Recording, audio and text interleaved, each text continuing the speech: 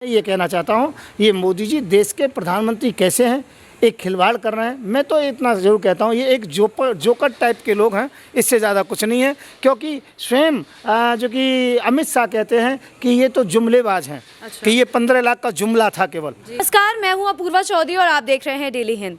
चुनावी तारीख जो है धीरे धीरे अपनी उल्टी गिनती की तरफ बढ़ती जा रही है। इस वक्त हमारे साथ बीजेपी संत युवराज जी मौजूद हैं। तो सर, आपसे पहला सवाल यही करना चाहूँगी कि यूपी में जो है चुनावी दंगल में पीएम मोदी की एंट्री हो गई है। आज उन्होंने 5 जिलों में अपनी वर्चुअल रैली की है। तो इस चीज़ को आप कैसे देखते हैं? कि मैं ये कहना चाहूँगा, पहली बात तो मोदी जी को रैली नहीं करनी चाहिए। और मोदी जी को रैली इसलिए नहीं करनी चाहिए, उसका कारण क्या है? मोदी जी प्रधानमंत्री हैं, देश के प्रधानमंत्री हैं, और वो एक किसी पार्टी के लिए बात करें तो ये बात बिल्कुल गलत है। तो ये मैं उनका बहिष्कार करता हूँ।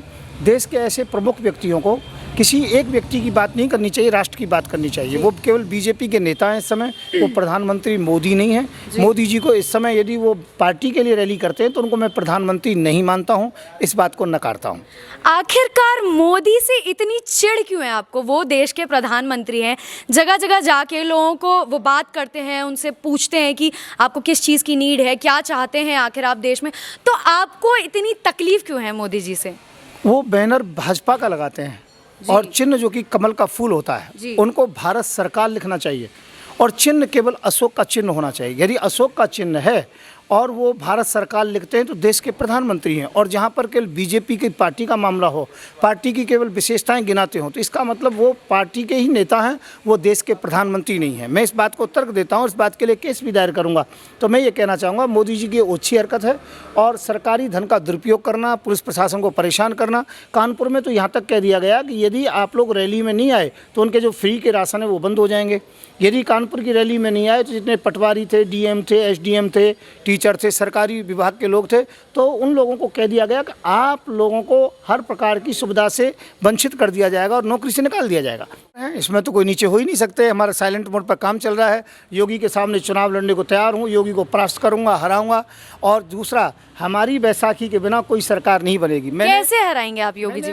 अभी घोषणा की है इस बात के लिए कि हम किसी भी स्थिति के अंतर्गत में हम जो कि भाजपा को नहीं आने देंगे। जहां पर मेरे प्रत्याशी खड़े हैं वहां पर हमें वोट दीजिए, और जहां हमारे प्रत्याशियों के नामांकन रद्द कर दिए गए हैं या प्रत्याशी नहीं है वहां पर समाजवादी पार्टी को वोट दें।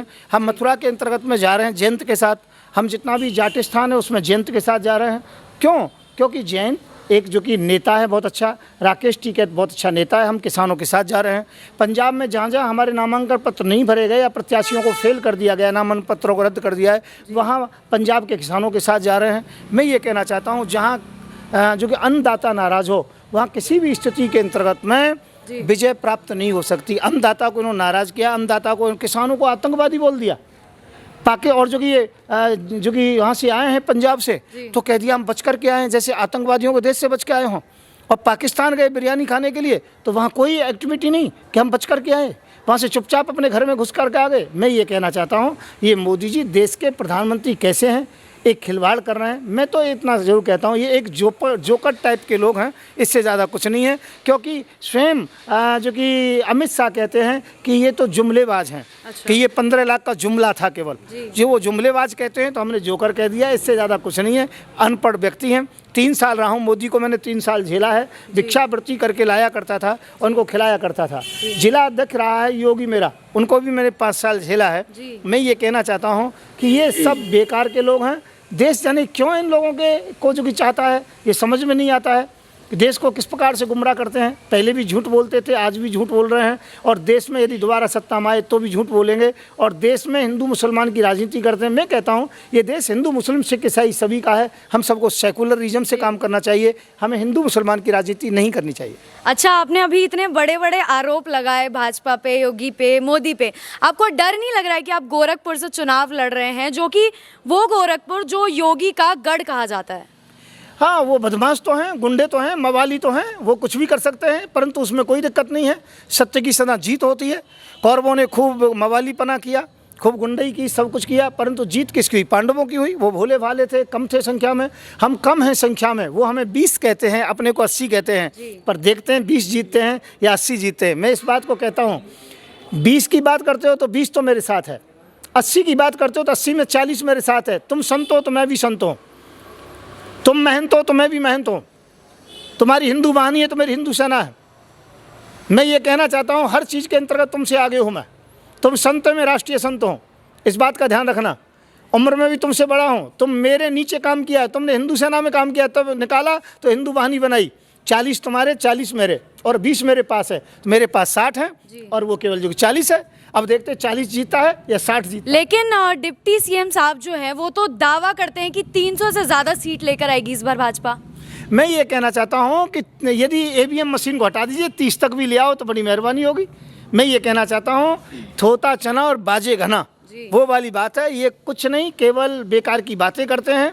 और मैं कहता हूँ कस्में वादे प्यार वफादे वादे हैं, वादों का क्या, ये तो वायदे करते लेकिन रहते हैं। वायदे तो आप भी कर रहे हैं कि आप ये करेंगे वो करेंगे, फिर आप उन पे आरोप कैसे लगा सकते हैं कि उनके वादे झूठे हैं? हम सरकार में आएंगे, हम वादे पूरे करेंगे, हम युवाओं को नौकरी देंगे, हम बेरोजगारों के साथ हैं, उनके दुख दर्द को हम समझते हैं, हम महंगाई को समाप्त करेंगे, 300 रुपये का सिलेंडर करेंगे, किसानों को ऋण से माफ़ करेंगे, टैक्सी ड्राइवरों को ऋण से माफ़ करेंगे, हम मजदूरों को लोन देंगे। इसके अलावा जो कृषि यंत्र और बीज खाद इत्यादि को आधे रेट में करेंगे, बिजली किसानों को फ्री देंगे। हम जो बेटी जन्म लेती है जन्म से ही, जन्म से 2000 रुपये डालेंगे और उसकी जो कि शादी तक के लिए डालेंगे। इन्होंने क्या किया, बेटी पढ़ाओ और बेटी बढ़ाओ। अब तो मोदी जी कहते हैं कि बेटी जो कि बेटी बचाओ और बेटी पटाओ, ऐसे शब्दों का प्रयोग करते हैं, सुना होगा आप लोगों ने। मैं कहता हूं कि जो हृदय में है वही बात आ गई। इनके लोग ज़्यादा बलात्कार करते हैं, रेप करते हैं। मैं ये कह रहा हूँ बलात्कारियों की पार्टी है। मैं ये कहना चाहता हूँ कि बेटी पढ़ाओ, बेटी बचाओ और बेटी बढ़ाओ। बेटियों को बढ़ाने के लिए हमने ये किया कि 2000 रुपये महीने जन्म से लेकर उनकी शादी तक डालेंगे। निःशुल्क पढ़ाई शिक्षा दीक्षा होगी बेटियों की। हम देश में काम करेंगे, विकास करेंगे, हम मोदी की तरह झूठे वायदा नहीं करेंगे। लेकिन रिपोर्ट अगर हम देखें तो उसमें कहा गया है कि योगी मोदी ने जो है बहुत विकास किया है, गुंडा राज हटाया है। आप भी वही वादे कर रहे हैं, तो सरकार आप पे कैसे भरोसा करेगी, जनता कैसे भरोसा करेगी? मैं जनता से कहूँगा कि दुनिया में आज भारत में सबसे बड़ा गुंडा कौन है? जी, मुझे लगता है हमारे गृह मंत्री जी अमित शाह जी हैं। अमित शाह जी को तो नहीं मारा, 7000 ब्राह्मणों का इनकाउंटर कर दिया, 3500 मुसलमानों का इनकाउंटर कर दिया, वही बदमाश थे। मैं ये कहना चाहता हूँ क्या वो और लोग बदमाश नहीं थे? क्या भाजपा के अंदर बदमाश नहीं थे? मैं ये कहना चाहता हूँ आखिरकार इतनी बदमाशी क्यों? केवल ये राजनीतिक स्पर्धा है, बाकी कुछ नहीं है। और ये खुद गुंडे हैं, दूसरों को गुंडा क्या कहेंगे? बस इतना ही कहूँगा, ज़्यादा नहीं कहूँगा। ये पाखंडी हैं, झूठा हैं, ये जो कि मक्कार हैं, इससे ज़्यादा कुछ नहीं। और मैं गोरखपुर के चुनाव में देखूंगा कि मेरे सामने कैसे खड़े होते हो। एक दिन की खड़ा नहीं होने दूंगा। वोटों से पछाड़ के मारूंगा, वोटों से घर में घुस करके मारूंगा, वोटों से भगा करके मारूंगा। और यदि हैं तो मेरे सामने प्रचार के लिए आके दिखाइए, योगी जी हम तुम्हारा सम्मान करते हैं और तुम्हारे घर में सम्मान के सहित तुम्हें परास्त करने आ रहा हूँ। आपने अभी इतने बड़े बड़े दावे किए, घर में घुस के मारूंगा, ये करूंगा वो करूंगा। आखिर ऐसा क्या आपकी रणनीति है? क्या आप सोच रहे हैं कि इतने बड़े बड़े आपने दावे कर दिए? जनता हमारे साथ है, बेरोजगार हमारे साथ है, लगभग जो कि 12 करोड़ बेरोजगार जो कि उत्तर प्रदेश का हमारे साथ है। और मैं ये कहना चाहता हूँ बेरोजगार जहाँ हर गांव के अंतर्गत में है, हर घर के अंतर्गत में है, तो बेरोजगार जितना भी वो हमारे साथ है, वो अपने आप वोट हमें दिलाएगा और बेरोजगार सबको बताएगा। क्या 300 रुपये का सिलेंडर हुआ या 30 रुपये का जो कि पेट्रोल डीजल हुआ? नहीं हुआ ना। क्या काला धन आया? नहीं आया। मोदी जी की भाषा बोल रहा हूँ मैं। क्या 15-15 लाख रुपए आपके खाते में आए? नहीं आए। क्या जो कि डीजीपी बढ़ी? नहीं बढ़ी। मैं ये कहना चाहता हूँ क्या डॉलर डाउन हुआ? नहीं हुआ। कोई भी काम ऐसा नहीं हुआ है जो मोदी जी कर सकते थे और मोदी जी ने नहीं किया है। इसलिए मैं कहूँगा युवा हमारे साथ है, देश हमारे साथ है, हिंदू मुस्लिम सिख ईसाई हमारे साथ है और योगी जी के साथ केवल कुछ अंधभक्त हैं, इसके अलावा कुछ नहीं है योगी जी के पास। अच्छा, आखिरी सवाल लेंगे। आप खुद को संत बोलते हैं, जनता बोलती है योगी जी भी संत हैं, तो आखिर इतना विरोध क्यों?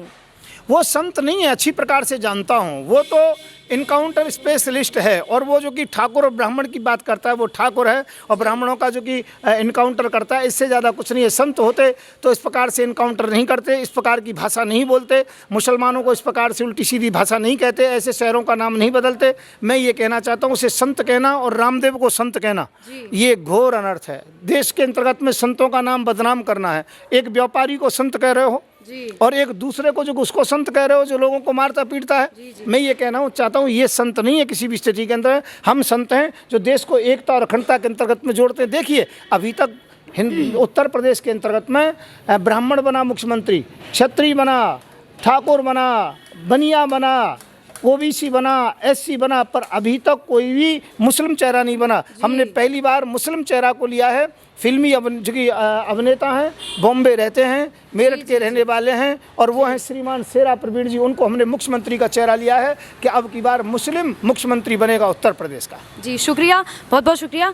तो ये थे हमारे साथ बीजेजेपी के संत युवराज। इन्होंने बताया कि योगी सरकार को ये पछाड़ देंगे, बड़े बड़े दावे किए। तो ये तो हम नतीजे ही बताएंगे कि आखिर क्या होगा। तब तक के लिए बने रहिए डेली हिंद के साथ। जय हिंद, जय भारत।